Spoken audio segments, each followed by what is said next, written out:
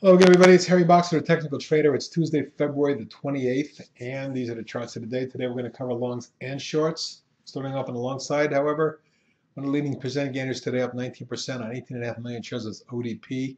You'll see how it gapped up and ran, jumped 57 cents, and again up 19% on 18.5 million shares. If we scroll in a little bit, you'll see that's the biggest volume in months. It had broken out across key overhead resistance at this line here.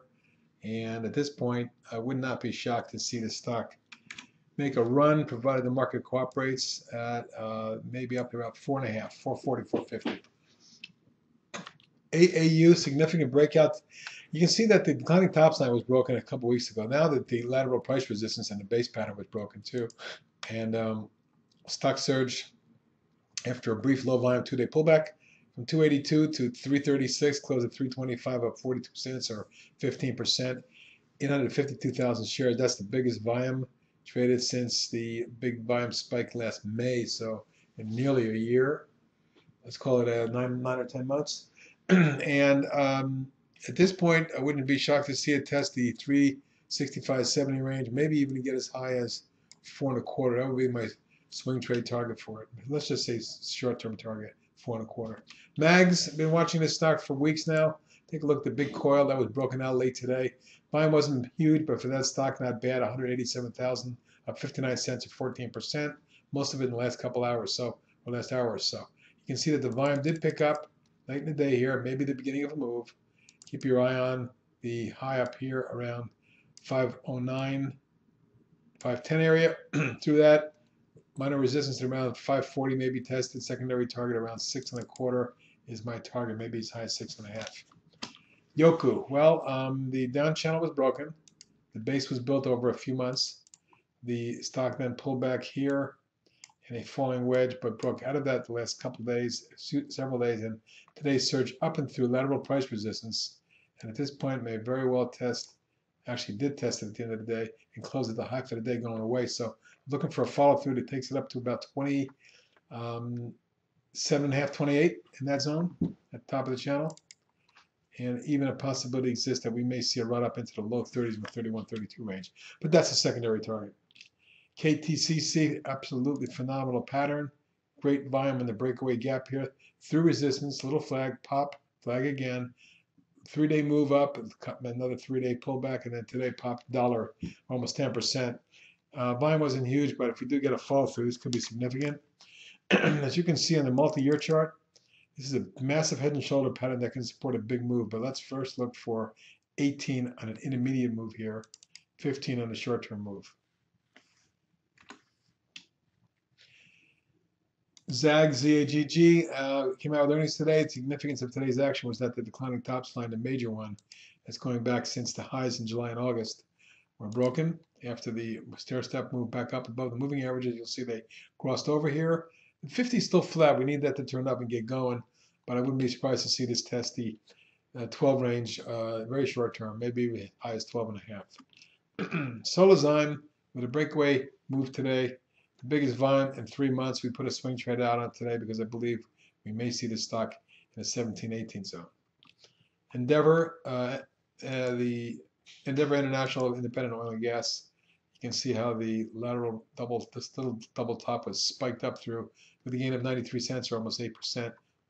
1.3 million traded, the biggest volume in about 2 months, and significance of that is at this point now we have some room to run up towards 14.5, maybe even 15.5. Soda has been trending very nicely in this beautiful rising channel. You can see that the breakout of the flag here, it caused us to put a swing trade on 2 days ago.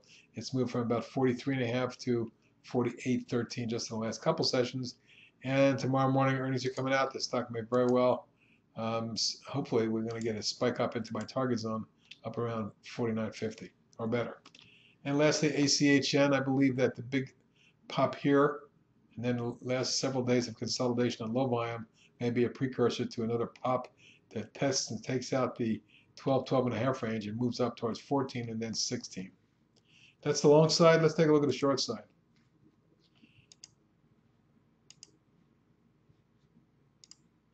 LRN, which, hang on a second, folks. Just realized I didn't set up my shorts here. Alrighty, let's call that good right now. And so you can see how LRN has been in the down channel, had some three-wave massive move down. It took it from 38 down to 17. It then moved back, low volume, poor technicals, and started to roll over. Came down hard a couple weeks ago. You can see how it's platforming here, but if it cracks this number, and that's what I'd be looking for, like 20.5, 3/4. Beneath that, we can see this thing roll over, test the lows around 17 again. That's what I'm looking for, at the very least. CRR, Carbo Ceramics, still in an ugly pattern. After this head and shoulders here cracked here, a big massive move up to test the neckline of the shoulders, the shoulder line, I should say, then rolled over and cracked hard here. After then making nominal new lows, it's then formed a 2-week bear flag. It appears to me this may not be done yet. The long-term chart is still negative. I would look for lower levels into them, maybe the 75, 80 zone short term. OPNT, still in a negative looking pattern, very choppy, broken trend lines, and this rally back to the top of the channel failed miserably. And since then, it's been forming a little bear flag right here on support. Should that crack, and that would be a massive crack of major importance, we could see this drop into the mid-20s, maybe even low 20s. Gardner Denver, one of my box of shorts that I put out as a swing trade, broke hard from this. First of all, the head and shoulders background here broke, snapped back, broke down again, and now formed a bear coil. If this breaks to the downside, expect to test quickly of about 68.5, 9, but a break of that could send it down into the low to mid 60s. World acceptance in the down channel now after this head and shoulder pattern broke. If it gets through this neckline to the downside and we're approaching it and takes out the trend line, we could see a very sharp drop into the mid 50s on this one.